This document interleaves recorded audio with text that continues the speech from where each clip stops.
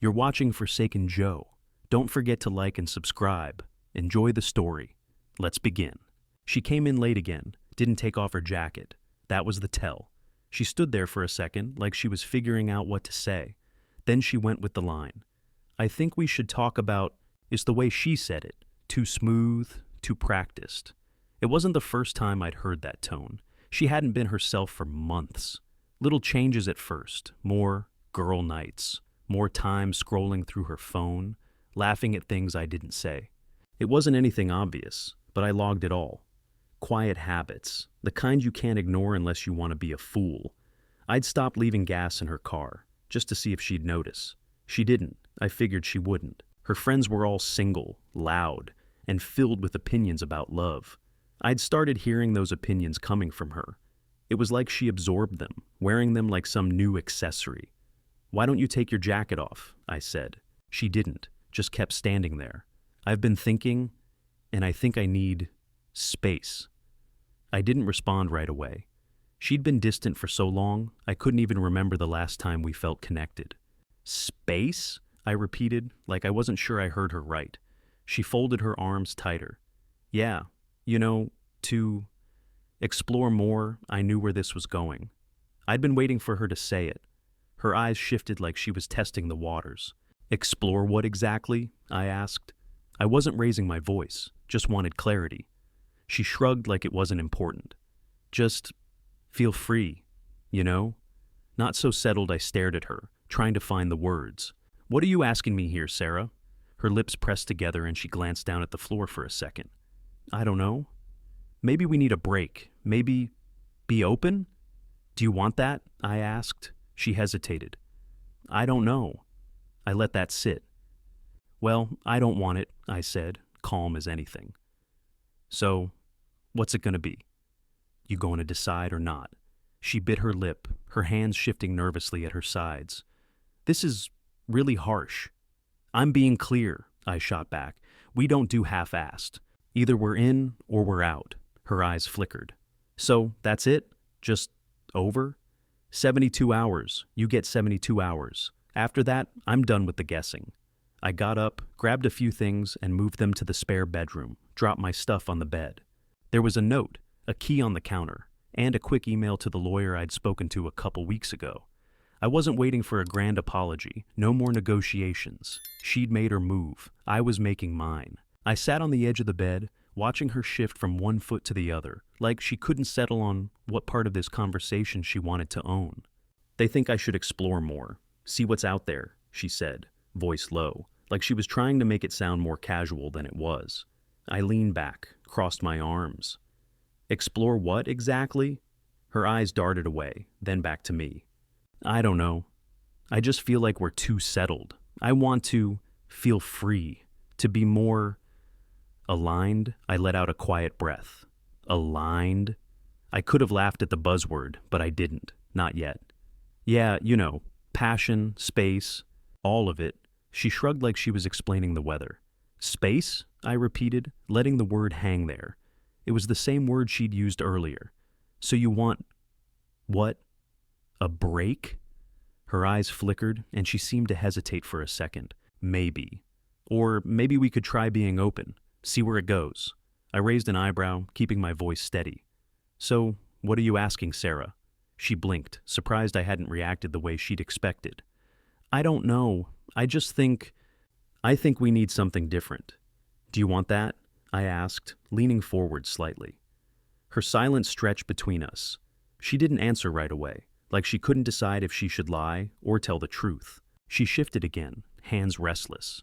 I don't know. I think I need to figure it out. I didn't flinch. You're asking me to figure it out for you? I kept my voice even, but the words were hard, like metal slipping out of my mouth. She looked away, pulling her sleeves over her hands like she was hiding from something. Maybe. Maybe it's just, I don't know if I can be the person you want me to be. Maybe I'm not that person anymore. It was a punch, but I didn't flinch. What if I don't want you to be someone else? What if I want you to be here, now, with me, like we used to be? She pulled her jacket tighter around her, like it was some kind of shield. I can't be here like that anymore. It's not enough. I need more than this. You're asking for a chance to fuck around, Sarah. You're asking for something different because you think it's going to be better. I stood up now, moving slowly, deliberately, letting her see the shift. But you don't even know what you want. You're just chasing something you think is missing. Her breath hitched like I had cut through some kind of fog she was trying to create. I'm not saying that, she whispered, but the words didn't carry any weight. You're not saying it, but you're doing it, I said. So, why don't you say it then? Tell me. What are you really asking for? She stared at me, her lips parted like she was about to say something, but then she closed them again, tight. No answer. Just more silence. I shook my head. You know what? I don't need this. Not like this. Her eyes searched mine, and for a second I thought she might break. But then she swallowed hard, pulled her jacket tighter, and stepped back, like she was already halfway out the door. I don't know how we got here, she said, voice shaky now. I don't know what to do. I know, I said. You keep asking for something that doesn't exist. And I'm not giving it to you. I didn't wait for her to say anything else. I wasn't in the mood for more of her back and forth, the hesitation and the vagueness. She had 72 hours. That was the deal. And I wasn't about to change the terms just because she got uncomfortable. Hey, listen, here's how it's gonna go, I said, voice calm but firm. You've got 72 hours to decide. Either we stay in this, fully commit, or we split clean. No open relationship, no halfway points. I'm not doing that. You can't have both. You don't get to walk out and come back in when it suits you. Her eyes narrowed. You're being harsh. I didn't flinch. I'm being clear. We're not doing the maybe game. Either you're all in or you're out. Make up your mind. She stood there, lips tight, but she didn't argue. The silence that followed was heavy, and I could see it in her eyes. She was still waiting for me to change my mind or soften the deal. But I wasn't going to.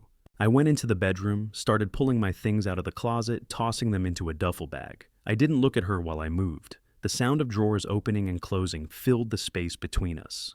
I wasn't being dramatic. I was being practical. No point in pretending things weren't already done. Where are you going? She asked, her voice shaking, but she didn't move from where she was standing. I glanced up, then kept packing. Spare room. You can have the bed. She opened her mouth like she was going to argue, but then closed it.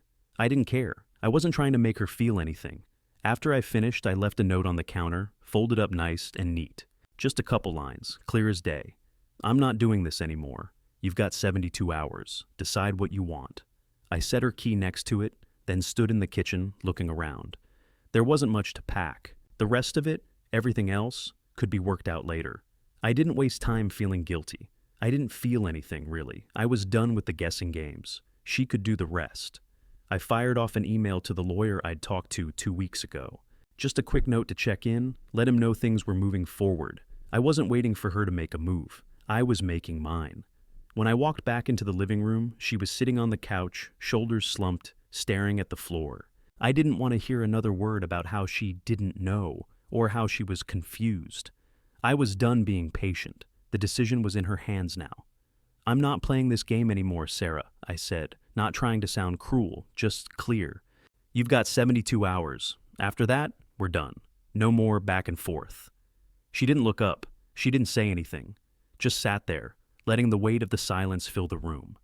I went to the spare bedroom, shut the door behind me, and didn't look back. I didn't hear anything from her the rest of the night. I figured she needed time to process, or maybe she was stewing in whatever story she was telling herself. Either way, I wasn't waiting for her to make the next move. Then, around midnight, my phone buzzed. It was her.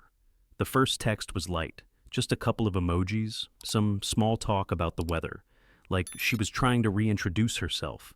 I didn't respond. I just stared at it for a minute, then threw the phone on the nightstand. 10 minutes later, another one popped up, a little more loaded. You can't just shut me out like that. I didn't answer. Then came the guilt trip. I'm sorry if I hurt you. I didn't mean to. You're all I want, Jake. You know that, right? I exhaled, ignoring the message. The emotional push-pull was predictable, but I wasn't taking the bait. The next one was different. Flirty. A picture of her in the kitchen, hair messy, biting her lip, like she was trying to tempt me back into the old routine. It almost felt like she thought I'd be moved by it. I didn't even open it. By 2 a.m., I was half asleep when my phone lit up again. It was her friends now. One of them sent a message that was a little too much. "You don't know how to treat a strong woman. You're scared of her power." I shook my head and put the phone on, silent. No point in engaging with them. They were only here to stir things up, not fix anything. Morning came, and I stayed in the spare room, keeping to my side of the bed. I heard her moving around in the kitchen, clanging pots and pans. She was trying something, maybe trying to pull me back in with the idea of normalcy. I waited, not in a rush. I'd already decided. She knocked lightly on the door, her voice softer now. "Jake?" I made breakfast. "You want some?" I didn't answer at first. Then I heard her start to leave. That was when I got up and went to the kitchen. There she was, standing in front of the stove, wearing that apron I used to like. Eggs and bacon sizzling. The smell hit me, but it didn't soften anything. I sat at the table, but I didn't touch the plate she set in front of me. She poured me a glass of wine, like it was dinner instead of breakfast. I didn't take it. Didn't even pick up the glass. She stood there, eyes hopeful, like she was waiting for me to crack. "You booked the counseling session?" I asked, my voice steady. Her eyebrows knitted together. "Why does it have to be so official?" I held her gaze, not blinking. "Because if you don't treat something serious, it breaks. And I'm not gonna let it break while you test the waters with me." Her lips parted, like she had more to say, but the words didn't come. She just stood there, looking at me.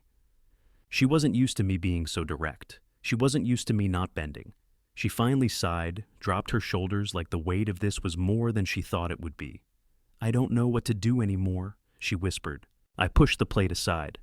"You can start by being honest with yourself. Stop pretending you're doing this for some greater purpose. You're doing it because you think you're missing something. And maybe you are, but I'm not going to be part of the search." Her eyes filled with that familiar frustration. She wasn't ready to let go, not yet. I stood up and grabbed my jacket from the chair.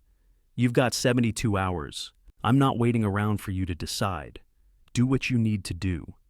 She didn't stop me as I walked out of the kitchen, but I could feel her eyes on my back. She'd been testing me, pushing to see where my limits were. She'd found them. And now she had 72 hours to decide if she wanted to stay within them. I was just settling into the spare room when I heard the soft knock at the door. She didn't wait for an answer, just opened it a crack and poked her head in. She was wearing that old robe, the one she used to wear all the time when we first met. The one I used to love seeing her in, with the faded edges and the smell of whatever shampoo she was using back then. It hit me harder than I expected, like a punch in the gut. "Can't we just enjoy tonight?" "Forget the rules?" she asked, her voice soft, the same tone she used when she wanted me to let her back in. I looked up from where I was sitting on the edge of the bed, giving her the same look I'd been giving her since this all started. "Seduction isn't commitment, Sarah," I said. The words were cold, but I wasn't going to sugarcoat this, not now. She blinked at me, then let out a sharp exhale. "You're really gonna make me do this? Make it all about rules?" I didn't answer. I didn't need to. She already knew the answer. Her mouth set in a line, eyes hardening. "Fine," she said, slamming the door behind her. I didn't move. I just stayed where I was, letting the silence hang thick in the air. The next day she came at me with anger, a storm of words. "You're so rigid, Jake. Everything's a rule with you. You're controlling this whole thing. You can't just let go and trust me." She was pacing now, hands in her hair like she couldn't even keep still long enough to think straight. I didn't bite. I didn't raise my voice. I just stared at her, letting her vent, feeling nothing but a quiet resignation. "You're so goddamn afraid of change," she spat. "Of losing control." "I'm not afraid," I said, finally speaking up. "I'm just not interested in pretending we have something we don't." She went quiet for a second, staring at me like I'd slapped her. But then she shook her head, muttering to herself, and walked out. I went to work like always. Nothing had changed. Midday, my phone buzzed with a text. I didn't need to check who it was. I already knew. "Wow, real classy," it read. I didn't even look at the account. I already knew what happened. I'd capped our joint account to the bare minimum, enough to cover only essential expenses. She was smart enough to know why, but it was a punch in the gut for her all the same. I fired back without hesitation. Real secure. A few minutes later, the phone buzzed again. This time, the message was shorter, sharper. "You're a dick." I didn't respond. I didn't need to. I was done being the guy who kept trying to make her see sense. She'd made her choice. When I got home later, she wasn't there. The house was quiet just the way I'd left it. I felt nothing, but that emptiness didn't hurt anymore. It had become a part of me now, familiar, almost comfortable. The phone rang as I was cleaning up in the garage, the shop's light buzzing softly in the background. I didn't recognize the number, but I knew who it was before I picked up. Jake? It was her dad. Quiet guy. The one who never said much, but when he did, you listened. I took a breath and leaned against the workbench. Yeah, it's me. You all right? He asked, voice steady, but with that edge of concern. I'm fine, I said, more out of habit than anything else. You? I'm good. Just concerned. About Sarah, I rolled my eyes but kept my voice neutral. She's got 72 hours to figure it out, in or out. No drama. There was a long pause. I could hear the wheels turning on the other end. Fair enough, he finally said. But is that really the best way to handle it? I didn't hesitate. Yeah, it is. She's been doing the same thing for months. I'm done with the back and forth. He didn't argue, just sighed quietly. She's always been easily pulled, never really knew how to stay grounded, even when it mattered. I nodded, though he couldn't see it. I know. There was another silence, and then he added, You know where to find me if you need me. I didn't say anything else, just hung up, the quiet of the garage swallowing the last traces of the conversation. I wasn't mad at him. He was just trying to make sense of his daughter, the way I was. But I'd already made my decision. That night, I came home to find her sitting on the couch like a ghost. No makeup, no effort. Sweatshirt, sleeves pulled over her hands like she was trying to hide herself from the world. Or maybe just from me. She didn't look up when I walked in. I stood by the door for a second, watching her, wondering how the hell we got here. She finally spoke, voice barely above a whisper. What if I pick in? She asked, eyes downcast, not meeting mine. I took a slow breath, walked over to the couch, and sat down beside her. The space between us felt like a canyon, but I wasn't going to ignore her. Not now. What that means is we go to therapy. We stop listening to your friends and their opinions. We stop pretending we're okay when we're not. It means no more spontaneous adventures or whatever bullshit you've been doing. Just real effort. Time spent together, no distractions, no more lies. Her shoulders slumped, and she still wouldn't look at me. That sounds like a lot of work. I didn't answer right away. It is. But if you want this to work, it's the only way. She rubbed her face, then pulled her sleeves down over her hands again. I don't know. I don't know what I want anymore. I stared at her, waiting for the words I wasn't sure would come. They didn't. The air in the room grew heavy, thick with the weight of everything we weren't saying. I stood up. You've got a choice. You know what it is. 72 hours. She didn't move as I walked toward the door. There wasn't a sound behind me as I left the room, and I wasn't sure if she was even still there. But I wasn't turning back. Not anymore. It was Friday.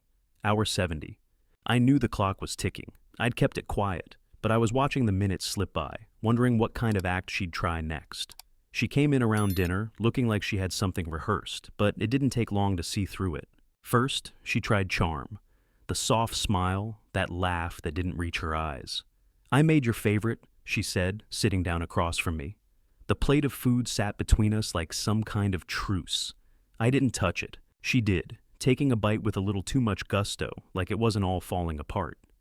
Can we just go back to how we were? She asked, leaning forward slightly, her voice suddenly sweet. I kept my face neutral. You can't go back. You can only go forward, so what's it gonna be? She exhaled, and just like that, the charm fell away. Her eyes flickered, and the next move came faster than I thought. Tears. I'm sorry, Jake. I didn't mean to hurt you, she said, wiping her face like it was going to fix things. I didn't feel anything. Not anymore. Not with her. Not with the way she'd tried to manipulate me over the past few months. I had seen the cycle. Seduction, then blame, nostalgia, fear. Over and over. She was stuck in it, like she thought if she repeated the pattern enough, I'd cave. She reached across the table, her hand trembling. I just don't want to be alone. I can't be alone, Jake. I stared at her hand, then looked up at her face. Then stop trying to live by their rules, I said, calm as ever. Her hand dropped. Her eyes didn't leave mine, but I could see the storm in them. "It's not just about them," she said, voice cracking slightly. "It's me too. I don't know who I am anymore. You know who you are. You're just scared of it." She didn't answer. She just stared at the envelope I'd slid across the table. It wasn't complicated. Inside was the lawyer's info, just like I'd promised. A clean break. No more empty promises. No more false hope. Hour 72. It had been ticking down the whole time. She had 72 hours to make a choice, and she couldn't do it. I leaned back in the chair, watching her. She didn't pick up the envelope, didn't say anything else, just stared at it, her fingers tracing the edge like she was trying to decide whether she wanted to open it or walk away. The silence stretched, thick and heavy, and I waited. I wasn't going to break, not this time. Finally, I sighed, standing up from the table. "We're done, Sarah. It's over." She still didn't speak. She didn't move either. Just stared at the envelope as if it was some kind of test she couldn't pass. I didn't wait for her to say anything. I grabbed my jacket and left the room. This time, there was no hesitation, no last-minute change of heart. The next morning, I woke up to the sound of her moving around, packing. There was no shouting, no drama, just the rustle of clothes being stuffed into bags, the soft thud of boxes being lifted. I could hear her voice, low and pleading, but I didn't respond. I stayed in the spare room, letting her do what she needed to do. Eventually, she came in, her face pale, eyes red from lack of sleep. Or maybe just from crying. I wasn't sure. She stood in the doorway for a moment, like she was still waiting for me to change my mind. "I'm sorry, Jake," she said, her voice tight. I should have listened. I was going to say in. I swear I was. I just didn't know how to... "Why'd you wait?" I cut her off, looking up at her. "Why'd you wait until the last minute?" She didn't answer right away. She opened her mouth, closed it. Then she looked down at the floor, unable to meet my eyes. I didn't need her to explain. I already knew. "You wanted the applause without the work," I said, standing up from the bed, moving toward the door. "You wanted me to hold on, even while you pulled away. But you never wanted to do the heavy lifting." "Not really." She looked at me then, her lips trembling like she was about to say something else. But I didn't let her. "I can't do that. I'm not doing this half-assed." I walked past her, toward the kitchen, where I started pulling the last of my things together. Her dad showed up a couple of hours later. He didn't say much, just nodded when he walked in. I could see the weight of everything in his eyes, the sadness. But he didn't offer any advice, didn't give me a speech about how I should handle this. He just grabbed a box, picked up the rest of her stuff, and helped her load it into the car. She kept looking at me the whole time, waiting for me to say something else, anything else. But I didn't. When it was done, she stood by the door, her hands clasped in front of her, the faintest trace of tears in her eyes. "Jake," she said, voice softer now, almost tentative. Can we be friends?" I didn't hesitate. "No." She flinched, like the word had hit her harder than she expected. "I don't keep doors half open," I added, feeling the finality of it. Her father gave me one last nod before he left. Didn't say goodbye, just nodded and shut the door behind him. I didn't watch them drive away. I didn't need to. It was over, completely. There was no more to say. The day after she left, her friends started making noise. Social media exploded with posts about toxic men, and how brave and empowered she was to finally walk away. One of her friends even sent me a message, the kind of long, righteous paragraph you send when you're trying to make someone else feel small. "You'll never learn to appreciate a powerful woman," she wrote, "because you're scared of someone stronger than you." I didn't read it. I saw the preview, then swiped it away. I didn't need to engage with that bullshit. They could turn this into whatever narrative they wanted, but it wasn't my story anymore. The lawyer filed everything. It was quick, clean. There were no drawn-out arguments, no drama. Just paperwork, signatures, and a split that was as efficient as the machines I worked on. I changed the locks later that afternoon. One more way to make sure everything was done. I canceled the streaming services. Trimmed down the subscriptions to only what I needed. It was small stuff, but it added up. I started running again in the mornings. I hadn't in a while, but I knew the rhythm of it. You don't have to think about running. You just do it, one foot after the other. It was familiar, grounding. I started with 3 miles, then 5. It felt right, so I stuck with it.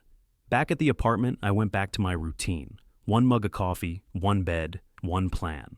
There was no more shared space, no more waiting for someone else to decide if they wanted to stay. I'd learned my lesson. It was just me now. A week later, I got a text. I saw her name on the screen before I even opened it. I messed up. I stared at it for a long time, feeling nothing. No anger, no sadness, just nothing. I typed a quick reply. Be well. Then I deleted the thread. No more reminders, no more unfinished business. The echoes faded. It was done. The shop's been steady. Business is business, and I know how to keep things running. Work helps. It always has. When I'm fixing what's broken, I don't have to think about anything else. Just the task at hand, the sound of tools, the hum of the machines. It keeps me focused, keeps me sharp. I stopped saying we in my head. Just me now. It's been that way for a while. I don't miss the noise of a shared life, the half-thoughts that go unsaid because you're just waiting for the other person to catch up. Now, I only answer to myself. A few weeks after everything settled, I took a solo trip upstate. Nothing fancy. Just space, just silence. I stayed in a small cabin, cut off from everything, no distractions, no conversations that go nowhere. It felt good, the quiet. The only sound was the wind through the trees, the occasional rustle of leaves. I came back a few days later, and when I got home, I put the ring she gave me in a drawer. I didn't do it as some kind of punishment. It's just done. The same way you park a car that doesn't run anymore. No reason to keep it out in the driveway. Just put it where it belongs, out of sight. Friends asked how I knew it was time. I didn't offer them the messy details. Instead, I told them, she let others vote. I took my vote back. Respect isn't a debate. It's either there or it's not. You can't make someone respect you if they don't. And you can't keep fixing something that's broken past the point of repair. I don't run from cracks. I fix what's fixable. When it's not, I rebuild, alone if I have to. And I'm fine with that.